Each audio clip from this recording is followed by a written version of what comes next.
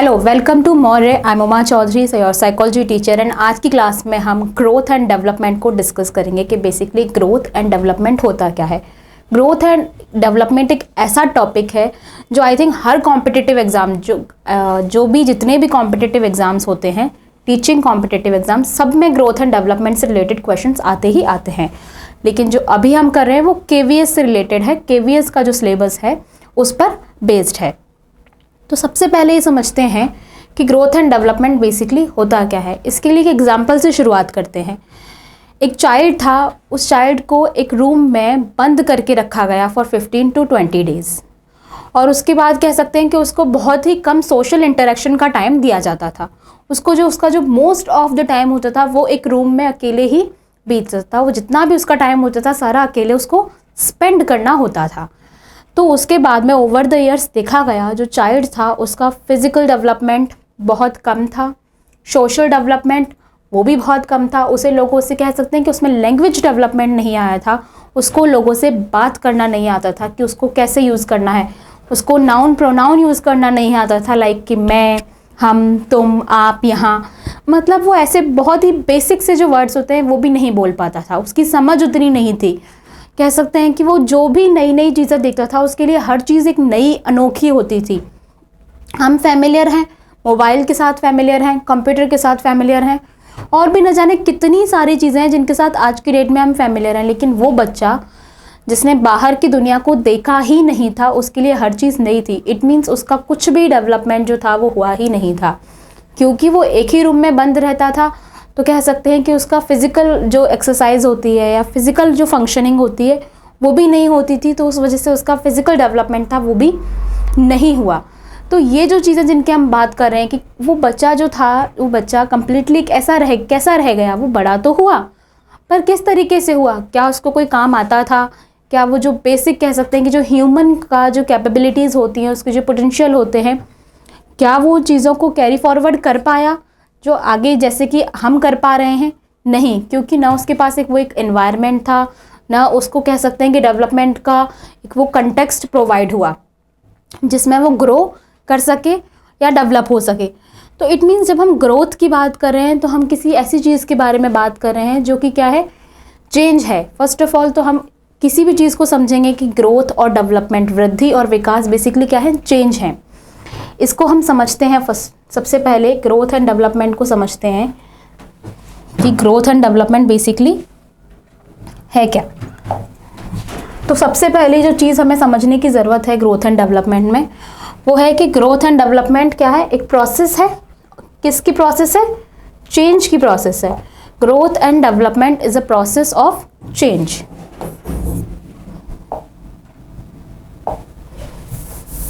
Growth and development is a process of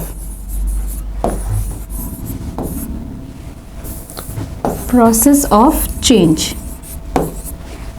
जब हम इस प्रोसेस ऑफ चेंज की बात कर रहे हैं तो चेंज तो कितने ही टाइप के चेंज हो सकते हैं। लाइक अगर कोई इंजरी हो गई है, ठीक है, उस इंजरी की वजह से आपको कोई चोट लगी है, या फिर कह सकते हैं कि आपका कोई ऑर्गन है, सपोज आपका नहीं, किसी का भी कोई पर्सन है, इंडिविजुअल, उसका कोई ऑर्गन कट करना पड़ा है तो उसकी बॉडी में चेंज आया, उसकी मॉर्फोलॉजी चेंज हुई, उसकी जो शरीर की जो संरचना है वो उस वजह से बदल गई। लेकिन क्या उस चेंज को हम कहेंगे कि वो ग्रोथ है या डेवलपमेंट है? Absolutely not. तो जब हम बात कर रहे हैं कि growth and development is a process of change, तो आप उससे क्या समझ सकते हैं? क्या आपको ये समझ में आ रहा है कि हम कौन से चेंज के बारे में बात कर रहे हैं? जब हम ग्रोथ एंड डेवलपमेंट के रेफरेंस में चेंज की बात कर रहे हैं तो हम बात कर रहे हैं पॉजिटिव चेंज की, या फिर इसको हम एक वर्ड जिसको अपन डिफाइन कर सकते हैं वो है प्रोग्रेसिव।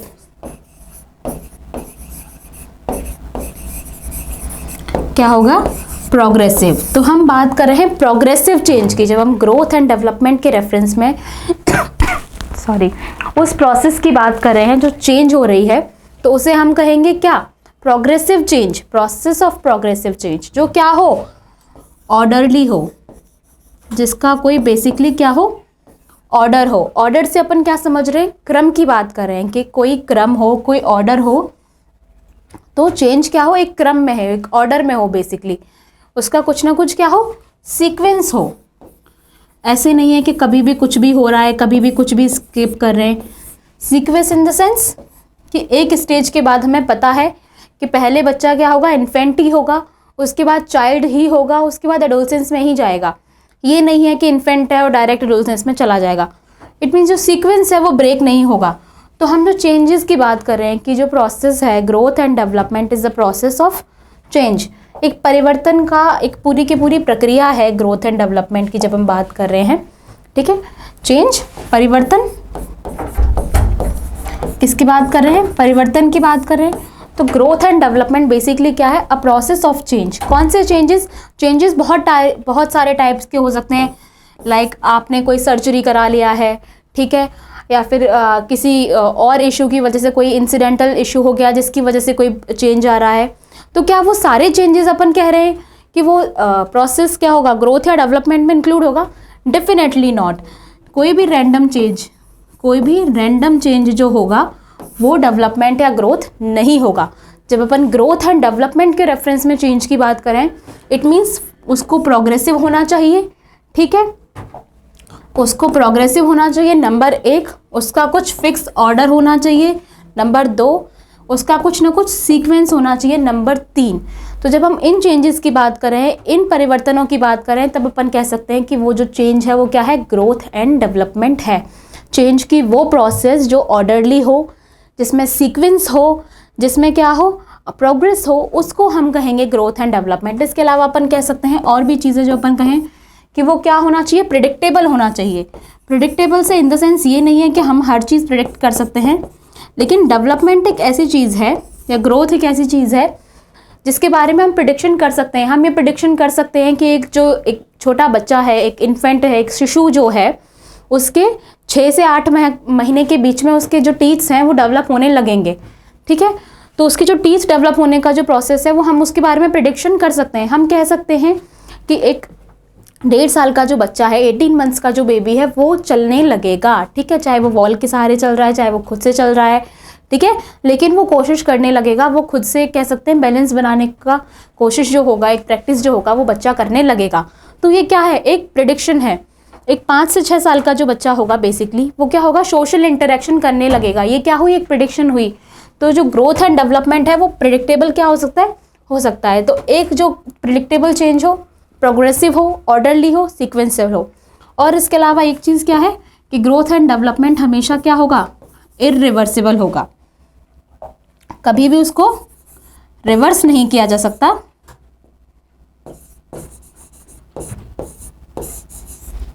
ग्रोथ एंड डेवलपमेंट क्या होगा, इरिवर्सिबल होगा। उसको वापस से पीछे जाके अपन सोच रहे हैं कि ठीक है बाद में जाके उसको चेंज कर दें, तो वो ग्रोथ एंड डेवलपमेंट में नहीं है। तो जब हमने बात कर ली कि ग्रोथ एंड डेवलपमेंट कौन कौन से चेंजेस होंगे, प्रोग्रेसिव होंगे, ऑर्डरली होंगे, सीक्वेंस में होंगे, साथ में क्या होंगे, प्रिडिक्टेबल होंगे, एंड क्या होंगे, इरिवर्सिबल होंगे, जिनको बाद में जाकर के चेंज नहीं किया जा सकता। तो ये तो बात हुई ओवरऑल ग्रोथ की एंड डेवलपमेंट, ये कि बेसिकली ग्रोथ एंड डेवलपमेंट क्या है। तो इसको अगर एक लाइन में सबसे बेटर वे अगर समझने की कोशिश की जाए तो बेसिकली क्या है growth and development. Growth and development is a process of change which contain progressive, orderly, sequence, predictable and irreversible traits. तो ये कुछ चीज़ें हो सकती हैं जिनके वे से हम डिफाइन कर सकते हैं कि ग्रोथ क्या है और डेवलपमेंट क्या है। अब particularly growth and development basically अगर हम इनके बारे में बात कर रहे हैं तो ग्रोथ एंड डेवलपमेंट जो है ये बहुत ही ज़्यादा क्लोजली रिलेटेड है। क्या है, क्लोजली रिलेटेड है, क्लोजली रिलेटेड।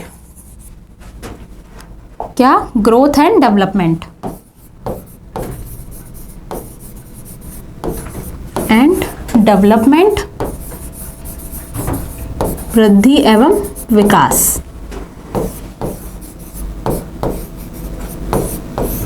वृद्धि और विकास आपस में एक दूसरे से बहुत ज़्यादा जुड़े हुए हैं, लेकिन दोनों एक नहीं है। अपन डेवलपमेंट में ग्रोथ को रख सकते हैं एक तरीके से, पर अपन ये नहीं कह सकते कि जो ग्रोथ है वो डेवलपमेंट है, ये चीज़ अपन नहीं कह सकते हैं। लेकिन ये आपस में जुड़े हुए हैं, क्लोजली रिलेटेड है, और कह सकते हैं कि एक दूसरे से रिलेटेड भी हैं। बट को डिपेंडेंस अगर अपन बात करें कि ग्रोथ एंड डेवलपमेंट में डिपेंडेंस है, डिपेंडेंस ग्रोथ एंड डेवलपमेंट में डिपेंडेंस नहीं होता है।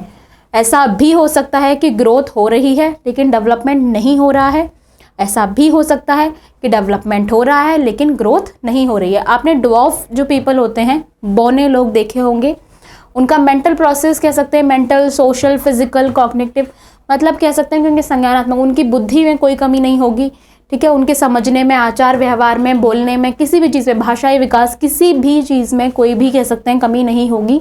वो बिल्कुल नॉर्मल ह्यूमन बीइंग जैसे होंगे जैसे हम सब होते हैं। लेकिन कह सकते हैं कि उनकी एक चीज़ है कि उनकी जो कह सकते हैं कि शारीरिक लंबाई जो है, उनकी जो हाइट है वो हाइट कम है, ठीक है, उनका जो वेट है वो वेट कम है। ये कह सकते हैं उनके जो स्ट्रक्चर है, उनकी जो शेप है, जो बॉडी के अंग जो है, ऑर्गन्स है, वो क्या है, वो साइज में थोड़े से हम जितने नॉर्मल पीपल्स होते हैं उससे कम है। लेकिन क्या उनमें बुद्धि की कमी है? नहीं है।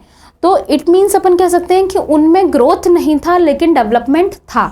लेकिन अपन कह सकते हैं कि कोई व्यक्ति बहुत लंबा है, ठीक है, वेट भी प्रॉपर है, बॉडी के स्ट्रक्चर्स, ऑर्गन्स भी पूरे कंप्लीटली हैं, लेकिन बुद्धि उतनी नहीं है ना। अपन बात करें ना, IQ कम है उसका, IQ 75 से कम है, तो मतलब मंद बुद्धि, मेंटल रिटार्डेड की कैटेगरी में हम जिसको रख देते हैं। तो आई मीन जब बुद्धि कम है, लेकिन बुद्धि कम होगी तो आई थिंक इन्वायरमेंट के साथ में, जिसकी हम वातावरण की बात करें, उसके साथ में एडजस्टमेंट भी कम होगा।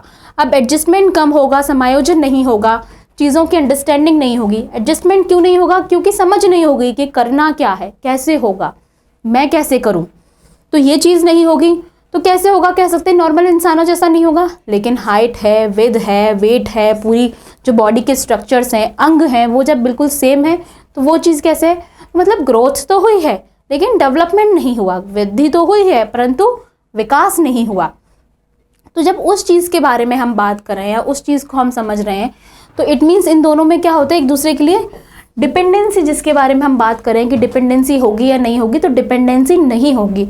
कभी भी ग्रोथ डेवलपमेंट पर, वृद्धि विकास पर निर्भर नहीं करती और विकास वृद्धि पर निर्भर नहीं करता है। लेकिन क्या है, आपस में क्लोजली रिलेटेड है, बहुत ज़्यादा क्या है, जुड़े हुए हैं, एक दूसरे के कह सकते हैं बिल्कुल साथ में ही चलते हैं, ठीक है। ये तो बात हुई ग्रोथ एंड डेवलपमेंट की। अब इसके बाद में बेसिकली समझते हैं कि ग्रोथ एंड डेवलपमेंट है क्या। आपको दिख रहा होगा, ठीक है, शुरुआत हुई यहाँ से, एक छोटा सा बेबी है, ठीक है, बाद में इसकी हाइट कितनी, इतनी बढ़ गई है। यहाँ से जो चाइल्ड था, जिसकी हाइट ये थी, अभी वो यहाँ पहुँच गया है, ठीक है, जिसके हैंड का साइज ये था, अभी ये हो गया है। सेम आप यहाँ दीजिए, इसकी हाइट कितनी है, और एक ये कह सकते हैं कि एक अडल्ट है, ये एक अडल्ट है, ठीक है, ये अपन कह सकते हैं कि ये एक चाइल्ड है, ठीक है, प्री चाइल्डहुड स्टेज चल रहा है, ये एक अडल्ट का स्टेज चल रहा है। तो इसका हाइट देख, इनकी हाइट देखिए और इनकी हाइट देखिए, जो उनकी लंबाई है उसमें अंतर देखिए, जो हैंड्स हैं उनमें डिफरेंस देखिए, इस बच्चे के हाथ में डिफरेंस देखिए, और ये जो यहाँ पे अडल्ट पर्सन है, एक वयस्क जो है, उसके हाथ में डिफरेंस देखिए। तो डिफरेंस बहुत क्लियरली पता चल रहा है। तो इट मीन्स क्या हुआ, हैंड के जो साइज़ है, जो हाथ का जो कह सकते हैं कि जो आकार है, वो आकार बढ़ा, उसमें क्या हुई, वृद्धि हुई। तो ये हुई वृद्धि, ठीक है। हाइट क्या हुआ, लंबाई भी बढ़ी। अब जब इतनी सारी कह सकते हैं कि जब लंबाई बढ़ रही है तो साथ में क्या कह सकता है, मास भी तो बढ़ रहा है, तो क्या हुआ, वेट भी गेन हुआ। पूरी की पूरी कह सकते हैं कि एक पर्सन जो था, जैसा एक कह सकते हैं कि जैसा चाइल्डहुड में था वैसा नहीं है, ठीक है, फीचर्स भी चेंज हुए। तो ये जो चीज़ अपन कह रहे हैं, जब अपन बात कर रहे हैं फिजिकल टर्म्स में, हम किसी चीज़ को समझने की बात कर रहे हैं, किसके रेफरेंस में, फिजिकल रेफरेंस में अगर अपन किसी चीज़ को समझने की बात कर रहे हैं, लाइक वृद्धि क्या है, वृद्धि का अर्थ क्या है। सबसे पहले देखते हैं meaning of growth. Growth means increase in size, height and weight. सबसे इजी तरीका अगर हम बात करें समझने का कि हमें ग्रोथ को किस वे में समझना है, तो वो है ग्रोथ क्या है, increment in size, in height, in weight, size, height and weight. और ये तीनों ही चीज़ें जो है वो किससे रिलेटेड हैं, फिजिकल, एक्सटर्नल है, तीनों ही फिजिक्स से रिलेटेड हैं, ठीक है। फिजिक अपन कह सकते हैं बॉडी, शरीर, शरीर, ठीक है, तो इट मीन्स क्या हो रहा है, इंक्रीजमेंट किस में हो रही है, हाइट में, वेट में, साइज में, किस में हो रही है, फिजिक में हो रही है, शरीर में क्या हो रही है, इंक्रीजमेंट हो रही है। तो इस चीज़ को क्या सबसे तरीका, सिंपलेस्ट तरीका ग्रोथ को समझने का ये कि वृद्धि का अर्थ है आकार, ऊंचाई और वजन में वृद्धि। ठीक है। एक जो है कि it can be generally easily observed, appraised and measure, कि जो ग्रोथ है वो एक ऐसी चीज़ है, इसको इजीली ऑब्जर्व किया जा सकता है। किसी की हाइट या वेट अगर गेन होगा तो इजीली देखा जा सकता है। अप्रेज्ड, इवेल्युएट किया जा सकता है कि अच्छा पहले तो इतना था, अभी इतना था। रिलेटिव्स भी आते हैं तो क्या कहते हैं, अरे पिछली बार देखा था तब तो इतने छोटे थे, अभी इतने बड़े हैं। इट मीन्स उन्होंने प्रीवियसली जो देखा हुआ था और अब करंटली जो उनके सामने है उसके बीच में क्या किया, डिफरेंस क्रिएट करके उन्होंने बहुत फटाफट से इवेल्यूशन करके बहुत जल्दी से क्विकली बता दिया। और क्या कर सकते हैं, मेज़र कर सकते हैं कि ठीक है आज अपन ने आज हाइट मेज़र की है और अपन कितने 2, और हम क्या करेंगे, आज हमने हाइट मेज़र की है और इसके बाद अब हम हाइट मेज़र कब करेंगे, हम करेंगे 4 महीने बाद में।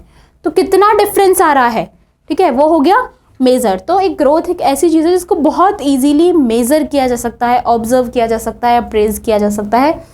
डेवलपमेंट एक ऐसी चीज़ नहीं है जिसको बहुत ईजीली हम जिसको ऑब्जर्व कर सकते हैं, अप्रेज कर सकते हैं या मेज़र कर सकते हैं, वो एक ऐसी चीज़ नहीं है। और समझते हैं कि और ग्रोथ के बारे में ऐसी क्या चीज़ है।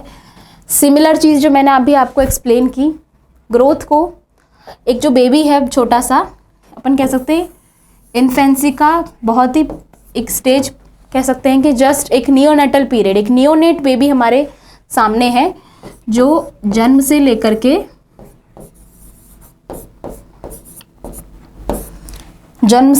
28 दिन का जो टाइम पीरियड होता है, 28 डेज, उसको बोलते हैं हम नियोनेट। ठीक है, नियोनेट पीरियड बोलते हैं जो जन्म से लेकर के 28 दिन, स्टार्टिंग का फर्स्ट मंथ आफ्टर बर्थ, उसको बोलेंगे नियोनेट पीरियड। तो ये जो बेबी आपको दिख रहा है नियोनेट पीरियड का बेबी है। फिर ये जो बेबी आपको दिख रहा है 6 मंथ, ठीक है, 6 मंथ का बेबी है, इन्फेंसी पीरियड इसको हम इन्फेंसी पीरियड कह सकते हैं।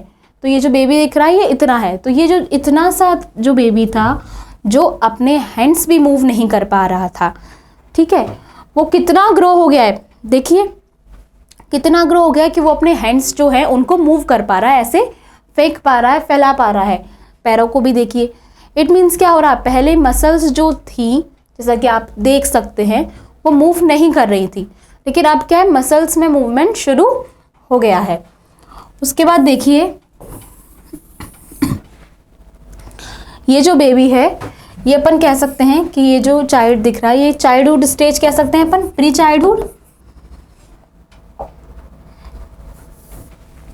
चाइल्डहुड स्टेज हो गई।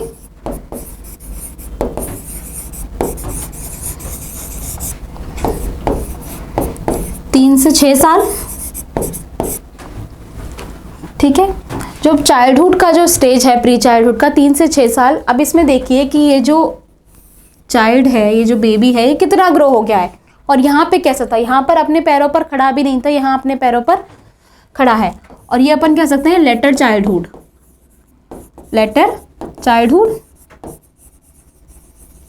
जो होती है 7 से 12।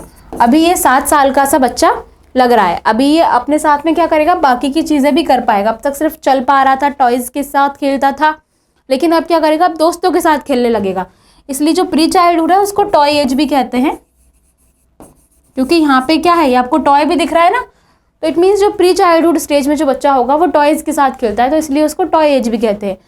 लेकिन जो एक लेटर चाइल्डहुड में जो कह सकते हैं कि जो चाइल्ड होगा बेसिकली वो क्या करता है, वो अपने दोस्तों के साथ में खेलता है, वो अपनी गैंग बना लेता है, ग्रुप बना लेता है। तो इसको ग्रुप एज या फिर गैंग एज भी बोलते हैं, ग्रुप एज या फिर गैंग एज, ठीक है। तो इसको ये भी बोलते हैं। तो इट मीन्स क्या हो रहा है, ये ग्रोथ हो रही है, फिजिक में ग्रोथ। अगर हम ग्रोथ के रेफरेंस में बात कर रहे हैं तो क्या हो रही है, फिजिक में ग्रोथ हो रही है। फिजिक क्या हो रही है, बढ़ रही है। पहले इतना सा था, ठीक है, बहुत छोटा सा, कह सकते हैं कि 20 इंच के आसपास का होगा, इतना छोटा। फिर धीरे धीरे ग्रो करके, ठीक है, इसकी हाइट कितनी हो गई होगी यहाँ पर 3 से 4 फीट, ठीक ठीक है। तो इट मीन्स इतना ग्रो कर रहा है। स्टार्टिंग में तो ठीक है, कितना बहुत छोटा सा 1 फीट से भी लेस देन 1 फीट से भी कम का बच्चा होता है, लेकिन आगे जा करके बढ़ के और फिर आगे जाके जो स्टेजेस आएंगे एडोलसेंस में, ठीक है, तब तक एडोलसेंस तक और भी ग्रो कर जाएगी और बेबी का जो हाइट है वो और भी ग्रो हो जाएगा। फिजिक भी कह सकते हैं, हाइट हो गई, साइज हो गई, वेट हो गया, सब चीज़ों में इंक्रीजमेंट होगा। नेक्स्ट समझते हैं ग्रोथ जो है, और ग्रोथ के बारे में इंपॉर्टेंट चीज़ कि ग्रोथ एक सर्टेन टाइम के बाद में रुक जाती है, एक फिक्स टाइम के बाद में, एक निश्चित समय तक, जब तक जितना हमारा होता है कि इतने टाइम तक हमारी जो ग्रोथ हो सकती थी, हमारी जो हाइट थी, ठीक है, वेट जो होता है, वेट तो इंक्रीज होता रहता है, एक एक्सेप्शन कह सकते हैं, लेकिन जो नेचुरली होता है वेट जो गेन हो रहा है नेचुरली, उसका कॉज क्या होगा कि जो हमारी मसल्स हैं वो क्या हो रही है, एडवांस हो रही है, उनमें इंक्रीजमेंट हो रही है, उसमें साइज़ जो है उनको जितने जिस साइज़ में उनको फॉर्म होना है उस साइज़ में वो बढ़ रही हैं, तो उसके साथ साथ में क्या हो रहा है, वेट बढ़ रहा है। लेकिन जो बाद में वेट बढ़ता है वो फिर कोलेस्ट्रॉल और जो रीजंस हो सकते हैं उसकी वजह से होता है। तो जो अपन ग्रोथ की बात करें वो क्या है, फिजिकल प्लस बायोलॉजिकल। फिजिकल कैसे है, फिजिकल ऐसे हो सकता है, इस चीज़ को अपन समझते हैं अच्छे से एक्सप्लेन करके। ग्रोथ जो है वो इंटरनल टू एक्सटर्नल होगा, ऑलवेज ग्रोथ क्या होगा, इंटरनल टू एक्सटर्नल होगा, टू एक्सटर्नल। और स्टार्ट कहाँ से होगा, कंसेप्शन से शुरू। ग्रोथ की जो शुरुआत होगी बेसिकली कहाँ से होगी, ग्रोथ जब शुरू होगी वो कहाँ से होगी, कंसेप्शन से शुरू होगी। कंसेप्शन, कंसेप्शन को हिंदी में कहेंगे गर्भधारण, ठीक है। और उसके बाद में कब तक चलता है, एडोलसेंस तक चलता है।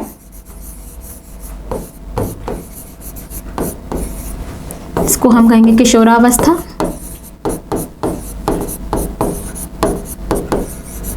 किशोरावस्था तक वृद्धि होती है। तो जो वृद्धि होती है वो स्टार्ट होती है कंसेप्शन से, ठीक है, और कब तक चलती है, एडोलसेंस तक चलती रहती है।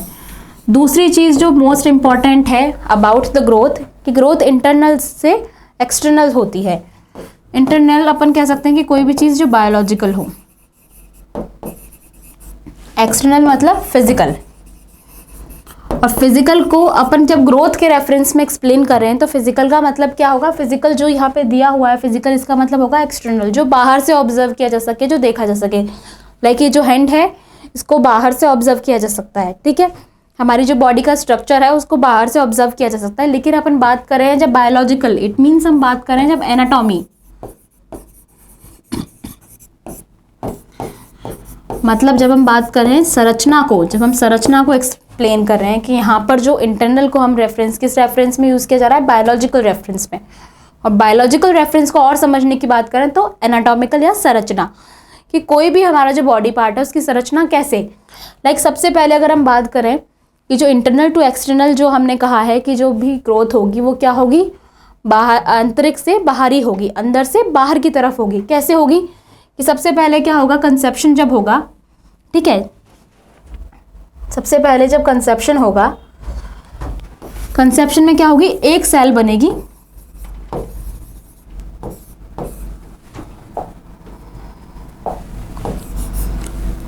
ठीक है, ये हो गया ओवम, ये हो गया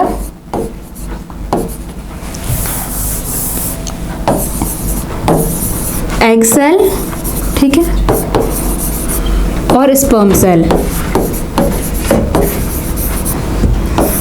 ये दोनों मिलकर क्या बनाएंगे,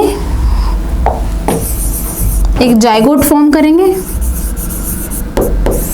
ठीक है, एक सिंगल फर्टिलाइज सेल। जाइगोट क्या होगी, एक सिंगल फर्टिलाइज्ड सेल।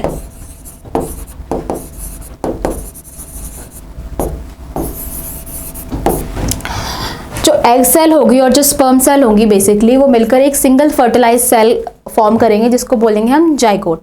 अब जो बेसिकली जो जाइगोट होगा ये क्या करेगा, डिवीजन करेगा, 1 से 2, 2 से 4, और ये इसी तरीके से रेस्पेक्टिवली ग्रो करता रहेगा, 4 से 8, फिर 8 से 32, तो उस टाइप से ग्रो करता रहेगा, बॉडी में सेल्स बनती रहेंगी, ठीक है, जो सेल्स जो आपस में फॉर्म होकर के क्या करेंगे, बॉडी के ऑर्गन्स क्रिएट करने का काम करेंगी। अब जो स्टार्टिंग में जो अपन बोलते हैं ना, जो अल्ट्रासाउंड में अगर आपने देखा होगा तो जो बेबी का जो स्ट्रक्चर होता है, जो उसका जो साइज होता है वो एक पी साइज होता है, एक मटर के दाने जितना होता है। लेकिन लेटर ग्रो करके अपन देखा है कि कितना होगा, अराउंड 1 फीट हो जाता है, 1 फीट के आसपास हो जाता है। ठीक है, अगर ग्रोथ प्रॉपर हुई है तो, अगर नहीं हुई है तो उससे कम भी रहेगा। लेकिन ये जो चेंजेस हो रहा है ये कैसे हो रहा है कि जो सेल है वो डिवीज़न हुआ, सेल्स जो है उन्होंने आपस में अपने आप को डिवाइड किया और डिवीज़न के बाद में ऑर्गन्स बनने लगे। जो फर्स्ट ऑर्गन फॉर्म होता है एक बेबी में वो होता है उसका हार्ट, अपन कह सकते हैं हृदय, हिंदी में बोलेंगे हृदय। जो सबसे पहला ऑर्गन जो किसी बेबी में फॉर्म होता है वो है heart. At the time of the birth जो जो हार्ट होता है उसका जो वेट होता है वो होता है 20 ग्राम। ठीक है, at the time of birth.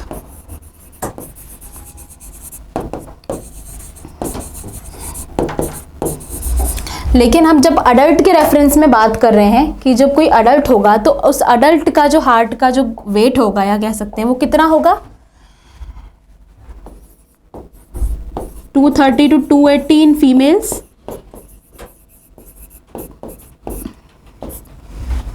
और 280 to 340 इन मेल्स। ये हमने बात की किसकी, अडल्ट का जो वेट होगा, अडल्ट।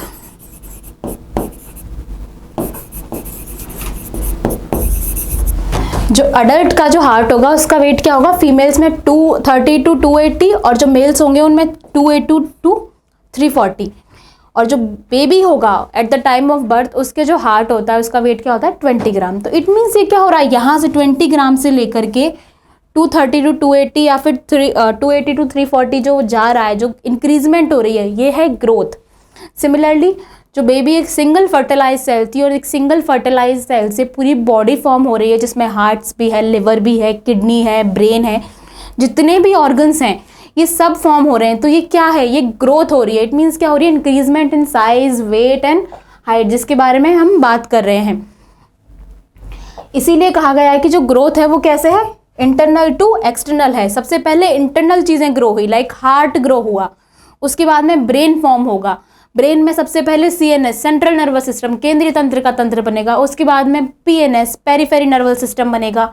ठीक है, उसके बाद में फिर जो हमारा कह सकते हैं जो डाइजेशन का जो सिस्टम होता है, पाचन तंत्र फॉर्म होगा। फिर उसके बाद में बॉडी के जो दूसरे कह सकते हैं कि जेनिटल्स और जो ऑर्गन्स होंगे वो फॉर्म होंगे। तो ये जो प्रोसेस हो रहा है बेसिकली ये क्या हो रहा है, इंटरनल हो रहा है पहले, उसके बाद में एक्सटर्नल, उसका कह सकते हैं कि एक्सटर्नल फॉर्म में बाहर हमें दिख रहा है।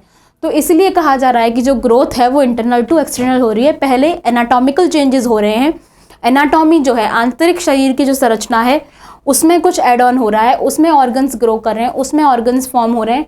देन उसके बाद में जो हमें फिजिकल जो है हमारी जो शारीरिक संरचना है वो उसके बाद में बदल रही है। इसलिए कहा है कि जो ग्रोथ है वो इंटरनल टू एक्सटर्नल है और उसकी शुरुआत कंसेप्शन से ही हो गई है, जब एक सिंगल फर्टिलाइज सेल, जैसा कि मैंने आपको एक्सप्लेन किया, एक सिंगल फर्टिलाइज सेल जो यहाँ से बन गई थी, ये जो एक सिंगल फर्टिलाइज सेल बनी है जिसको हमने जाइगोट कहा, यहीं से ही ग्रोथ की शुरुआत हो जाती है। तो ग्रोथ का जो कह सकते हैं टाइम पीरियड है वो कंसेप्शन से शुरू होकर के और एडोलसेंस तक चलता रहता है। एडोलसेंस के बाद में जब अडल्टहुड की स्टेज जब शुरू होती है तो ग्रोथ रुक जाती है, लेकिन जो डेवलपमेंट है, विकास है, वो लाइफ लॉन्ग प्रोसेस है जो लाइफ टाइम चलता रहता है। ये बात हुई ग्रोथ की। अब बात हो रही है डायरेक्शन ऑफ ग्रोथ। अपन जो इंटरनल टू एक्सटर्नल जिस चीज़ को कह रहे हैं, कह सकते हैं कि वो ग्रोथ का एक डायरेक्शन भी हो सकता है और वो उसकी प्रोसेस भी हो सकती है। This is also we can call it process. इसको हम कह सकते हैं कि वृद्धि की प्रक्रिया और वृद्धि की दिशा दोनों ही एक्सप्लेन किया जा सकता है।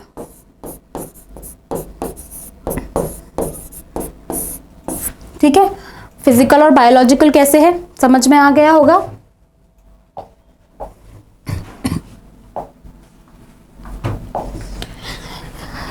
नेक्स्ट चीज जो है कि it occurs by multiplication of cell and increment in intracellular substance. मैंने आपको अभी एक्सप्लेन किया था कि जो सेल्स हो रही हैं, सेल्स में डिवीजन हो रहा है, सेल्स में क्या हो रहा है, इंक्रीजमेंट हो रही है, नंबर ऑफ सेल। एक सिंगल सेल थी उससे 2, 2 से 4, 4 से 8, 16, 32 जैसे जैसे चीज़ें इंक्रीज होती जा रही है, इट मीन सेल्स जो हो रही हैं आपस में डिवाइड करके अपने नंबर इंक्रीज कर रही हैं, तो क्या हो रही है, ग्रोथ हो रही है। सिमिलर चीज़ मल्टीप्लिकेशन ऑफ सेल्स, सेल्स क्या हो रही है, आपस में मल्टीप्लाई कर रही हैं, उससे इंक्रीज हो रही है। दूसरी चीज़ इसके बारे में बात हो रही है इंट्रासेल्यूलर सब्सटेंस, क्या इंट्रासेल्यूलर पदार्थ इसकी बात हो रही है। तो फर्स्ट ऑफ ऑल हमने कह सकते हैं कि बेसिक साइंस सबने पढ़ा होगा, 6th क्लास से लेकर के 10th क्लास तक साइंस सबने पढ़ा होगा, जहाँ पर बेसिक साइंस की बात होती है। ये एक सेल है, ठीक है। एक सेल की स्ट्रक्चर, अगर सबसे बेसिक स्ट्रक्चर अगर एक सेल की अगर समझी जाए तो बेसिकली अगर सेल की स्ट्रक्चर कुछ ऐसी होती है, ठीक है। ये आउटर लेयर,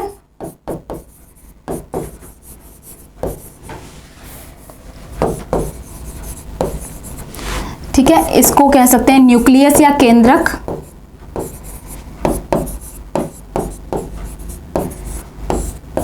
ठीक है। और यहां पर एक द्रव्य भरा हुआ रहता है जिसको कहते हैं साइटोप्लाज्म या फिर कोशिका द्रव्य भी कह सकते हैं।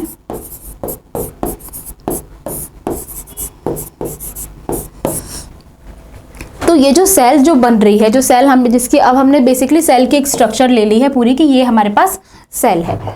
अब इसमें बात हो रही है इंक्रीजमेंट इन इंट्रासेल्यूलर सब्सटेंस, जो सेल के अंदर का जो सब्सटेंस है, इट मीन्स ये वाला जो पार्ट है, ये वाला जो पार्ट है न्यूक्लियस के अंदर, जो सेल की आउटर लेयर के बाद में जितना भी पार्ट हो रहा है उसके अंदर जो सब्सटेंस होते हैं उनके बीच में क्या हो रही है, इंक्रीजमेंट हो रही है।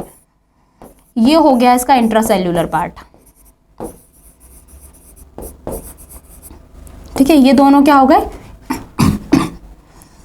ये दोनों हो गए इंट्रासेल्यूलर पार्ट। अब इंट्रासेल्यूलर जो पार्ट्स हैं उनके बीच में उनमें जो सब्सटेंस है, ठीक है, उस सब्सटेंस को अगर अपन एक्सप्लेन करें, जो सब्सटेंस है उसमें क्या हो रही है, इंक्रीजमेंट हो रही है। अब उस सब्सटेंस को अपन कैसे देख सकते हैं, कौन कौन से टाइप का वो सब्सटेंस हो सकता है।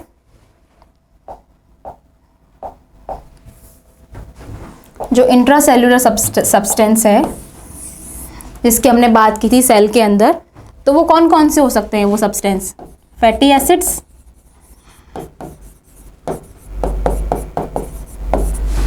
फैटी एसिड हो गए, ठीक है। एमिनो एसिड्स जो मेन डीएनए में पाए जाते हैं, आपने डीएनए का नाम अगर सुना होगा तो डीएनए में एमिनो एसिड्स होते हैं। प्रोटीन,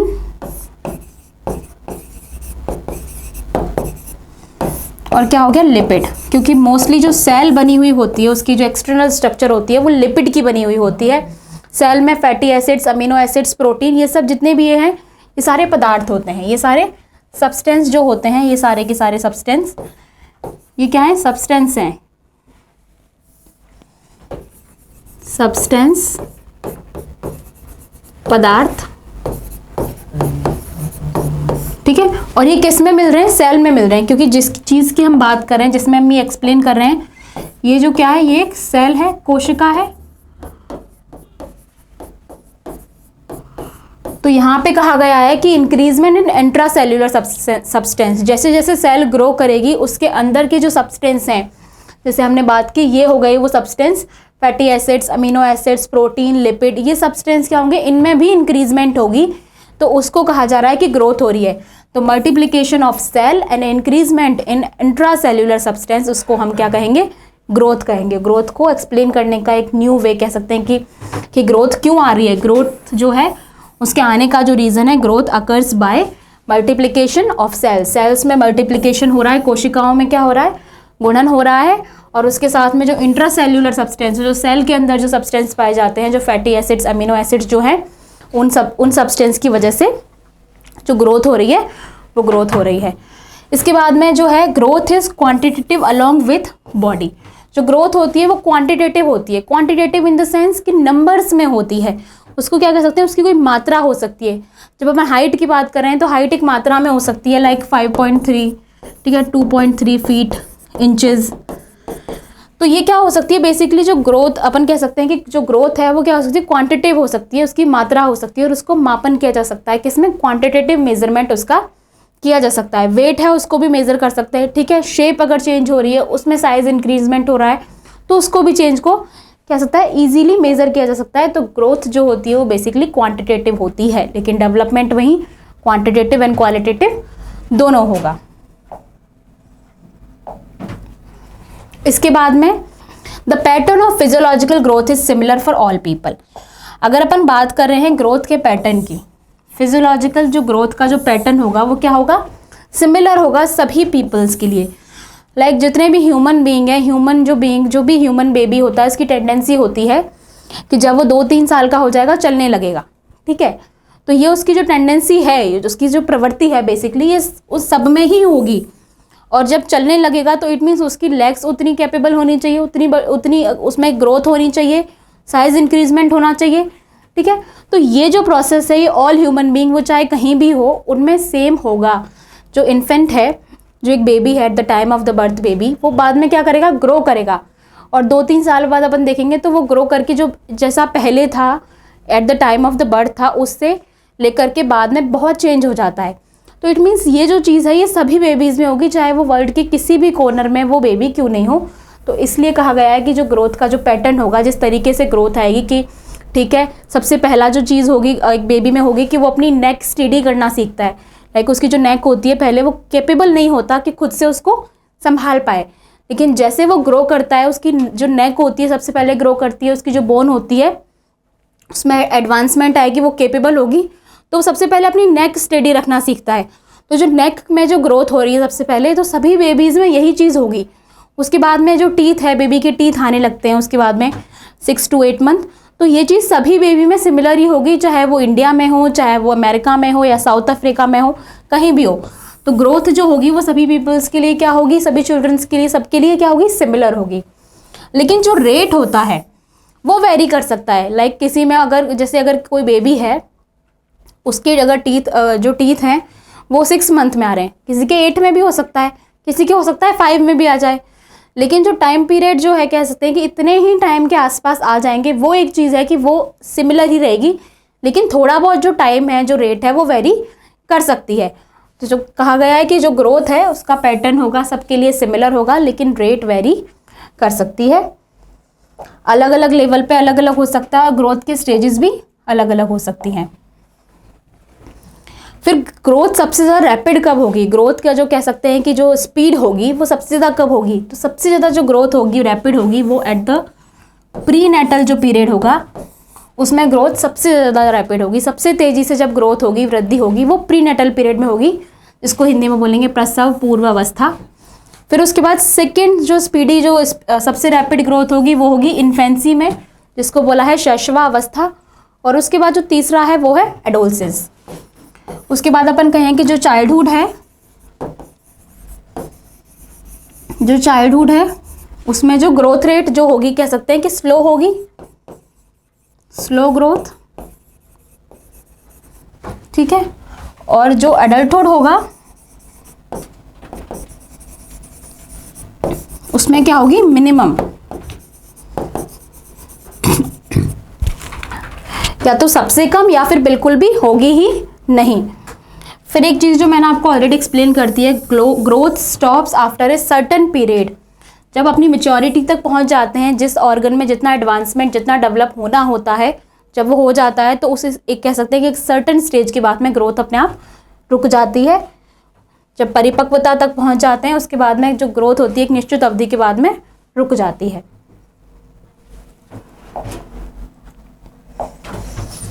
अब देखते हैं ग्रोथ की इंपॉर्टेंट डेफिनेशंस क्या क्या हैं। जो गैसेल हैं, जिन्होंने मैचुरेशन का कॉन्सेप्ट दिया था, उन्होंने ग्रोथ को कैसे डिफाइन किया, growth is the function of organism rather than of environment.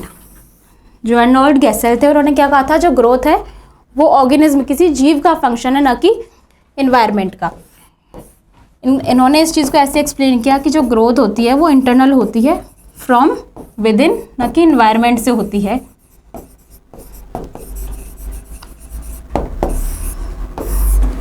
तो गैसेल ने कैसे एनवायरनमेंट से ना होकर के जो ग्रोथ थी उसको किस वे में एक्सप्लेन किया कि ग्रोथ होगी वो इंटरनल होगी।